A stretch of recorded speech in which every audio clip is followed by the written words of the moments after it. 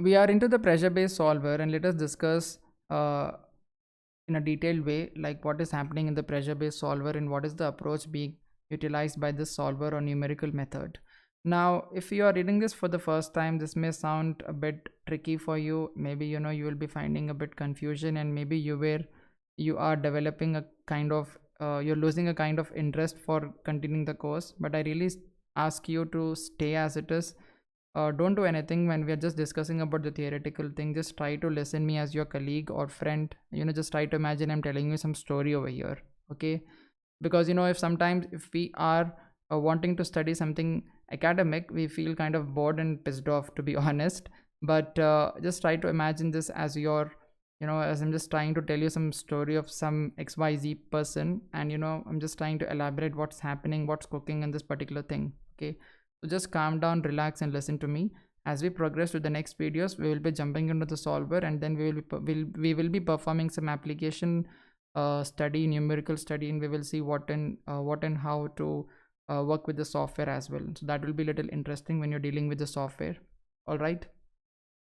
Now I could have also created a presentation for this, but the main source for getting the information is this manual itself, right? So what is the use of copying and pasting this data into the presentation and flaunting you as if I have created or I have written this?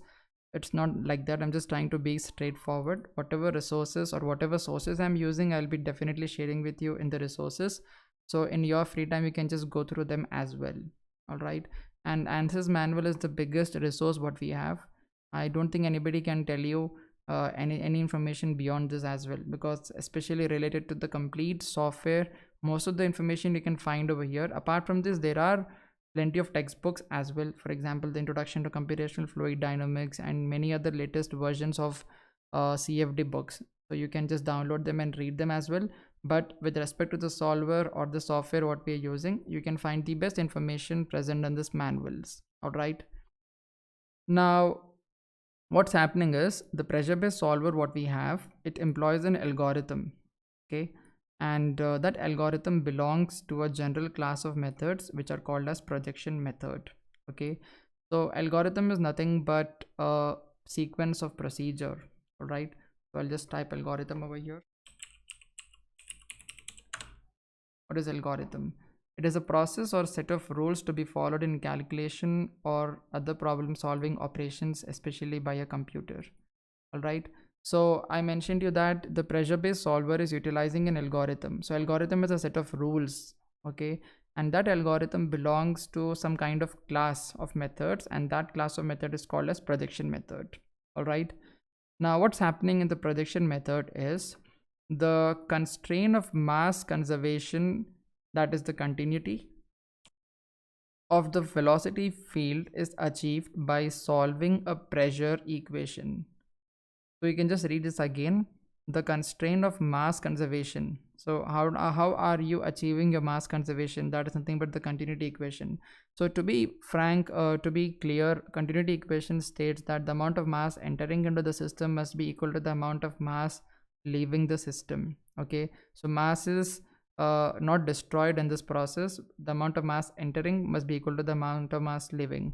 So in order to satisfy that thing, right, and in order to satisfy the mass conservation of the velocity field, we are solving a pressure equation, right?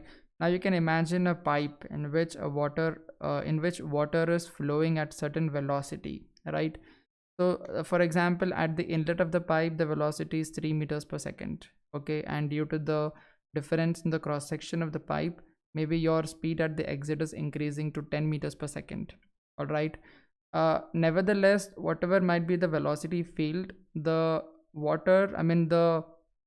system has to ensure that the amount of mass entering must be equal to the amount of mass leaving. That means the amount of water which is entering into the pipe must be equal to the amount of water that is leaving into the pipe, right? So that constraint of mass conservation in the solver of the velocity field is achieved by solving a pressure equation or the pressure correction equation.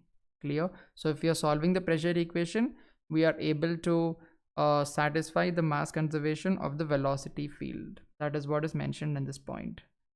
Now the pressure equation is derived from the continuity and the momentum equations in such a way that the velocity field corrected by the pressure satisfies the continuity. Okay, so this is a bit tricky point over here. Now I've mentioned you that the pressure equation is utilized for achieving the constraint of mass conservation of the velocity field. All right.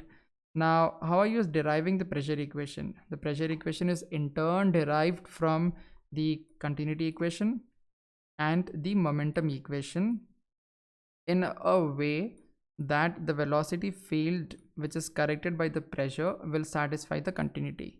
So this is how the pressure equation is derived.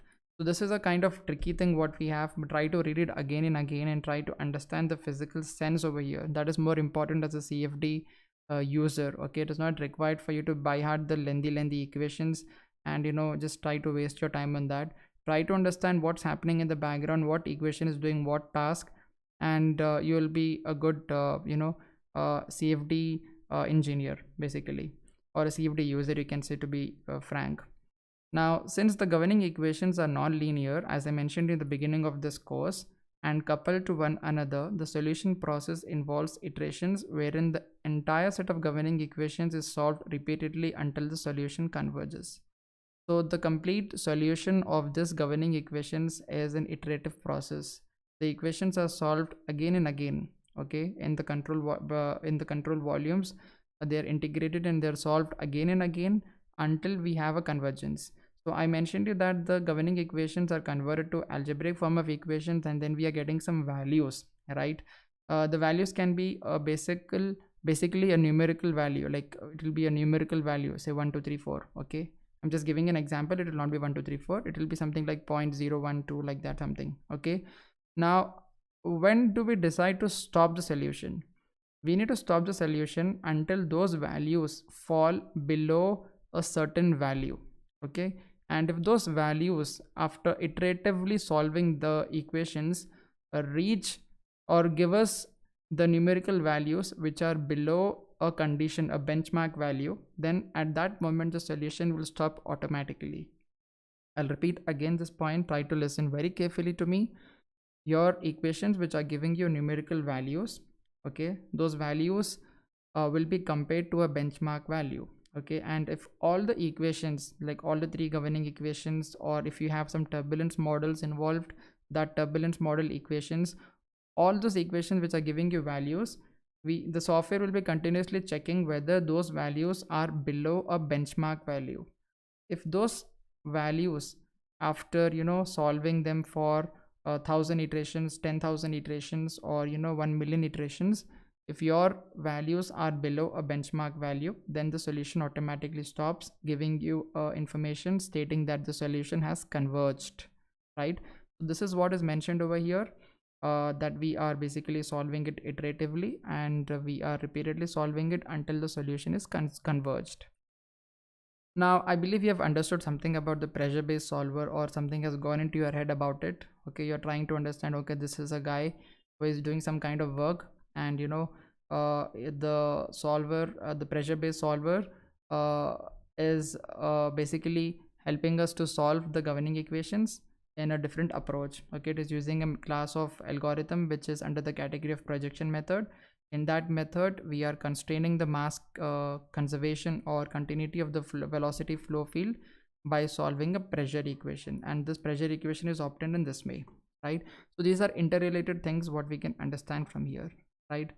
Now the next point what is stated over here is that the two pressure based solver algorithms are available in ANSYS Fluent.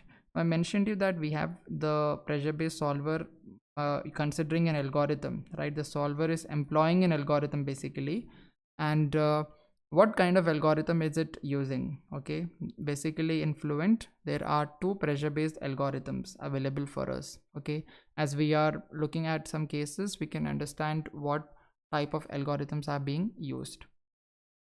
So the first algorithm is called as a segregated algorithm, and the next one is called as a coupled algorithm. All right, so there are differences between both of this we will be understanding in the next video. So I'll just take a pause over here and let us move to the next video.